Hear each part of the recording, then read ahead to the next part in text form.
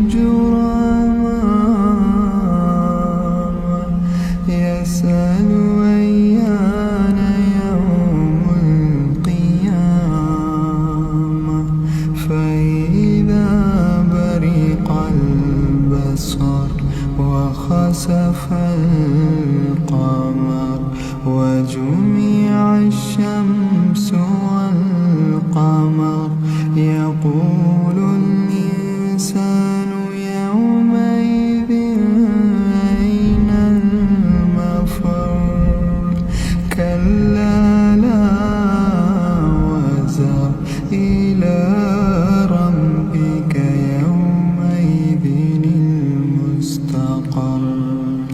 ينبأ الإنسان يومئذ بما قدم وأخر بل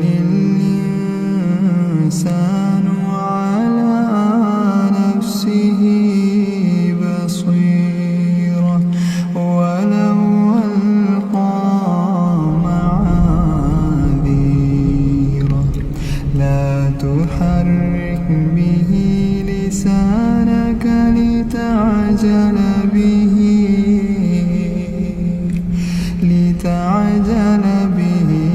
إن علينا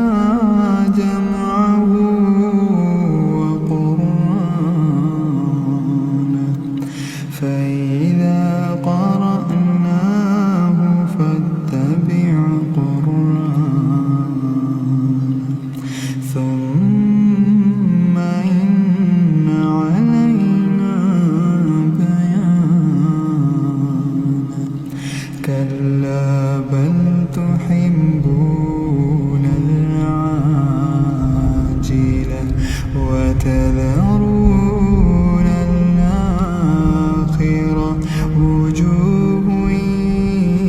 يومئذ ناظرة إلى ربها ناظرة ووجوه يومئذ باسرة تظن أن يفعل بها فاقرة كلا إذا بلغت التراقي وقيل من راق وظن أنه الفراق والتفت الساق بالساق إلى ربك يومئذ